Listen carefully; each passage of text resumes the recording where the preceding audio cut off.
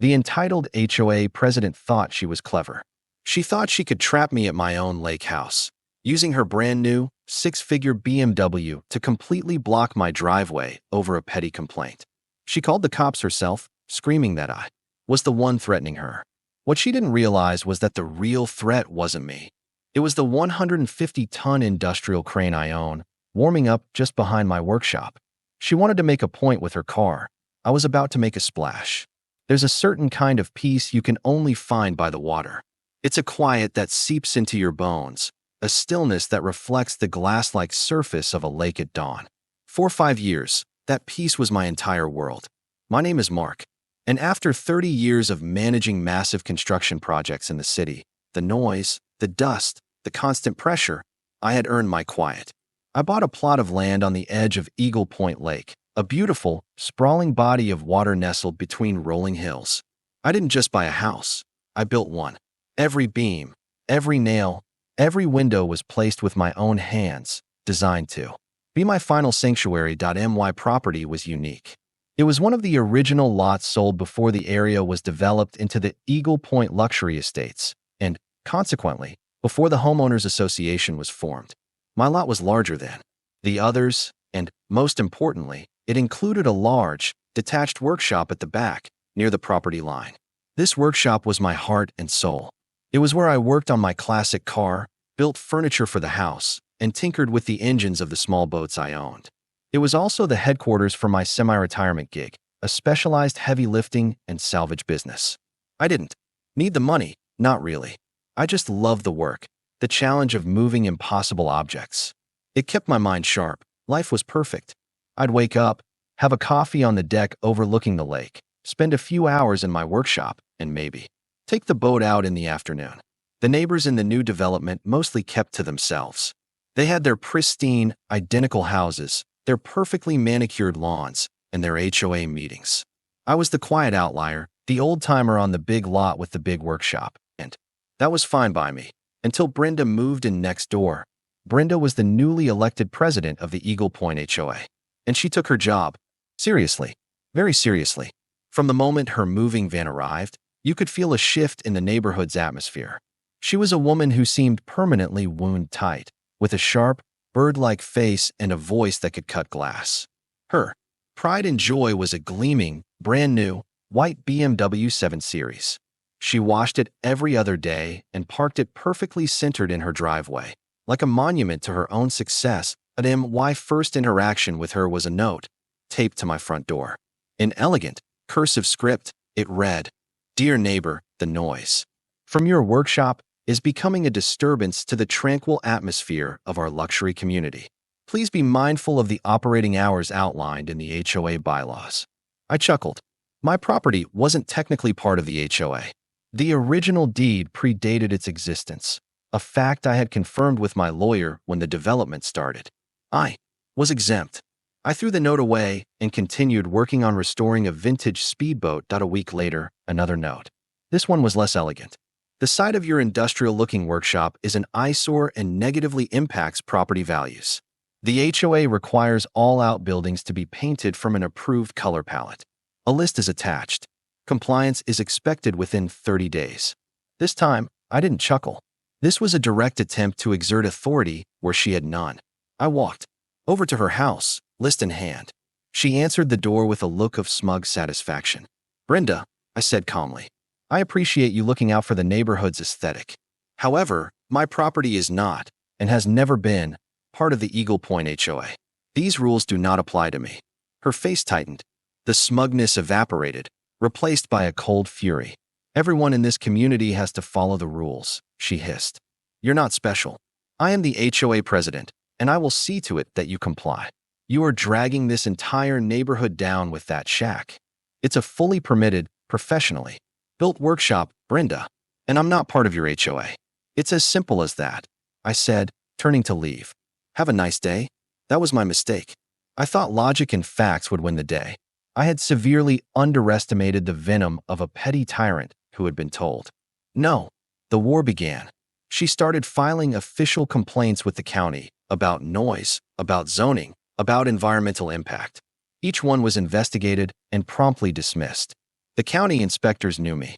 I had worked with them for decades. My workshop was so far above code, it was practically a fortress. This only made Brenda angrier. Her campaign of harassment became her sole focus. She'd stand on her deck and glare at me whenever I was outside. She'd take pictures of my workshop with her phone. It all came to a head on a Tuesday morning. I had a big job scheduled. A local marina had a large vessel that had partially sunk at its mooring, and they had contracted my company to perform the delicate lifting operation to get it onto a dry dock for repairs. It was a time-sensitive, high-paying job. My largest piece of equipment, a 150-ton Liebherr mobile crane, was parked neatly inside my massive workshop, ready to roll out. The crane was my pride and joy, a beautiful piece of German engineering that I meticulously maintained. I had my coffee, went over the lift plan one last time, and walked out my front door, keys to my work truck in hand. And then I stopped dead. There, parked directly in front of the entrance to my driveway, was Brenda's gleaming white BMW. It wasn't just parked. It was positioned. It was perfectly placed to block any vehicle, from my small pickup to the massive crane, from getting out. It was a deliberate, calculated act of war. I stood there for a full minute, just processing the sheer audacity. My first instinct was anger, a hot flash that surged through my chest. But 30 years of managing volatile situations on construction sites had taught me to be calm. Anger was a useless tool. I took a deep breath, the cool morning air filling my lungs, and I walked over to her house. I rang the doorbell. After a moment, she answered, wearing a silk robe and holding a cup of tea. She had a triumphant smirk on her face. "Brenda," I said, my voice level and calm. "You've blocked my driveway. I have a time-sensitive job to get to. I need you to move your car. Now." She took a slow, deliberate sip of her tea. "Oh dear," she said, her voice dripping with fake sympathy. "Is that an inconvenience? I just found it was the best place to park while the gardeners are here. They need the space on the street. I'm afraid it will have to stay there for a while. Perhaps this will give you some time to reflect on your role in our community." I stared at her. The gardeners were nowhere in sight. It was a lie, a bald-faced, arrogant lie. "This is not a game, Brenda," I said, my voice dropping an octave. "I am not asking. I am telling you. Move your vehicle from my property line immediately, or I will have it moved for you." This was what she wanted. Her eyes lit up. The smirk turned into a full-blown grin. "Are you threatening me, Mark?" she said loudly, her voice projecting for any listening neighbors. "Are you threatening me and my property? Because it sounds like a threat." "It's a promise," I said, turning my back on her. I walked back toward my house, pulling out my phone. "I'm calling the police," she shrieked from her doorway. "I'm calling 911. My neighbor is threatening me. He's a big, intimidating man and I feel unsafe. He threatened to do something to my car. I didn't even look back. I knew exactly what I had to do. I made 2 calls. The first was to the local police non-emergency line. I calmly reported an illegally parked vehicle blocking access to my private and commercial property and that the owner was refusing to move it. The second call was to my client at the marina. "Dave," I said, "we might be a little delayed. I have a minor obstruction to clear here at the workshop." "Yes. Don't worry, I'll handle it. I'll see you in a couple of hours." I then walked to the side gate of my workshop, unlocked it, and went inside. The air was cool and smelled of oil and steel. I walked over to the corner and flicked a series of heavy-duty switches on a large power panel. With a low hum, the workshop systems came to life. And then, with a deep, guttural roar that vibrated through the concrete floor, the 12-cylinder diesel engine of the Liebherr crane coughed, sputtered, and thundered into life. Outside, Brenda was still on the phone, pacing back and forth in front of her house, putting on a grand performance of a damsel in distress. The deep rumble from my workshop made her pause. A look of confusion crossed her face. A few minutes later, a police cruiser pulled up. 2 officers got out. One was young, looking eager and ready for action. The other was older, Sergeant Miller, a man I'd known for years. He had a calm, weary look on his face, the look of a man who had seen it all. Brenda rushed to them. "Oh, thank goodness you're here, officers. My neighbor, that man right there," she said, pointing a trembling finger at me as I emerged from the side door of my workshop. "He threatened me. He said he was going to do something to my car because I parked here. I'm terrified." Sergeant Miller looked from her frantic face to my calm one. He looked at the perfectly parked BMW, then at my driveway. He sighed. "Ma'am, can you please tell me exactly what happened?" Brenda recounted her fabricated tale of threats and intimidation. I stood by silently, letting her dig her own hole. When she was finished, Miller turned to me. "Mark, what's your side of this?" "It's simple, Bill," I said, using his first name. "I have a commercial job to get to. My equipment is in that workshop. She has deliberately blocked the only entrance and exit to my property. I asked her politely to move her vehicle. She refused. I told her that if she didn't move it, I would. Have it moved. That's it." The younger officer puffed out his chest. "Sir, you can't just have someone's car moved. That could be considered theft or damage to property. You have to let us handle it." "With all due respect, officer," I said, "I'm not talking about calling a tow truck. I'm talking about clearing an obstruction." Brenda scoffed. "With what? Your pickup truck? You'll scratch my paint, and I'll sue you for everything you have." I smiled a little. "No, not with my pickup." I turned and walked back to the main door of my workshop. I pressed a large green button on the wall. With a loud whirring sound, the massive, 30-foot wide steel roller door began to ascend, slowly revealing the cavernous interior of the workshop. Brenda, the young officer, and even Sergeant Miller stared, their mouths slowly falling open. Inside, bathed in the industrial glow of the overhead lights, sat the crane. It wasn't just a crane, it was a monster. A bright yellow 150-ton behemoth of steel and hydraulics, its massive tires taller than the young cop. The engine was now idling with a steady, powerful thrum. I walked back over to them, holding a laminated binder. "Sergeant," I said, handing the binder to Miller. "This is the business license for Markham Heavy Salvage. And this," I said, pointing to another page, "is our active contract with the county to assist in vehicle removal and obstruction clearing from both public and private property, especially in situations where a standard tow truck is insufficient. Her car is an illegal obstruction preventing a licensed commercial vehicle from operating. I am fully authorized by the county to remove that obstruction myself, by any means necessary." Sergeant Miller flipped through the pages, his eyes widening slightly. He looked at the crane, then at the BMW, then at my dead serious face. He knew I was right. He had seen my company's trucks at accident scenes all over the county. He looked at the young officer, who was still staring at the crane like it was a spaceship. "Stand down, son. This is a civil matter. He's on his own property, operating his own business." He then turned to Brenda, his voice now firm and official. "Ma'am, I am advising you one last time to move your vehicle. This man is within his legal rights to have it removed, as it is impeding his commercial operation." Brenda's face had gone from smug to confused to pale with horror. "You can't be serious," she shrieked. "He's going to touch my car with that thing. You can't let him. It's a BMW. It costs more than his house." I ignored her.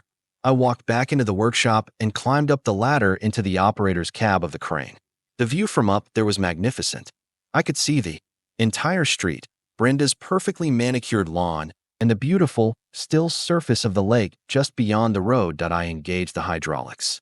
With a hiss and a groan of powerful machinery, the four massive outriggers extended from the crane's body, planting themselves firmly on the reinforced concrete of my driveway. The entire vehicle lifted itself a few inches off the ground, now a completely stable lifting platform. Brenda was screaming now. "Stop! Stop him! You're the police! Do something!"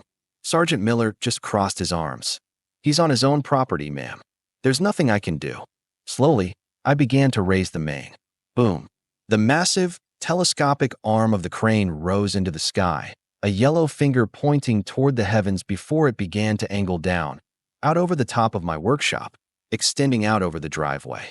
The hook block, a massive assembly of steel, and pulleys dangled at the end of the line, swaying gently. The neighborhood was waking up.